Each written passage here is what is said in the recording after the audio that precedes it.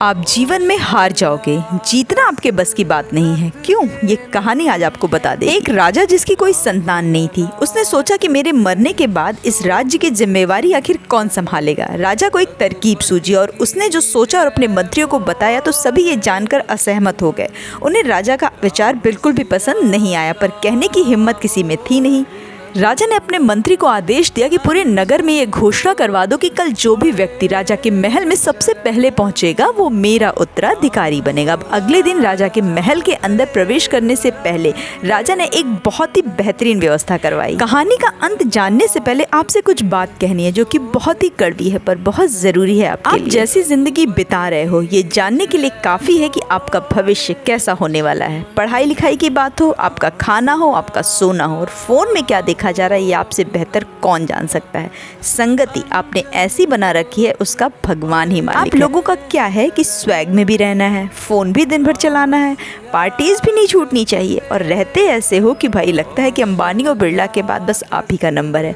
आपको क्या लगता है कि ये सब करके आपका भविष्य बहुत सुनहरा होने वाला है?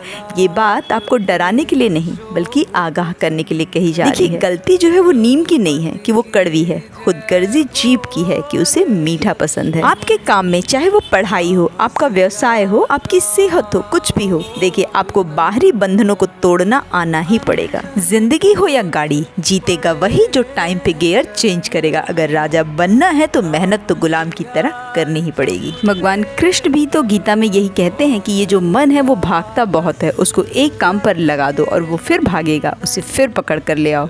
मन को कंट्रोल करने का डोज बार बार देना ही पड़ता है, तभी जाकर वो अपने मालिक का कहना मानता है। कहानी में बढ़ते हैं आगे जिसका अंत बहुत इंटरेस्टिंग होने वाला है। राजा ने महल के सामने ही बहुत बड़ा पंडाल लगवा दिया और वहाँ पर खूब एक से बढ़कर एक स्वादिष्ट पकवान और एक से बढ़कर एक मनोरंजन की चीजें लगवा दी। और जब नगर के लोगों ने इतने स्वादिष्ट पकवान, इतनी मनोरंजन की बढ़िया बढ़िया चीजें देखी तो उनकी बुद्धि गई घूम और सोचा पहले भोजन का आनंद ले लेते हैं फिर महल के अंदर चले जाएंगे। ऐसा ना हो कि महल से जब आए तो यहाँ भोजन मिले ही ना। वो अपने लक्ष्य से गए भटक, पर नगर का एक युवक, उसने ना बाएं देखा ना दाएं, उसे तो बस एक ही धुन सवार थी, कैसे भी करके महल सबसे पहले पहुंचना है। अब सोचना आपको है कि महल तक पहले पहुंचना है या स्वादिष्ट व्यंजनों और मनोरंजन का मजा लेना है।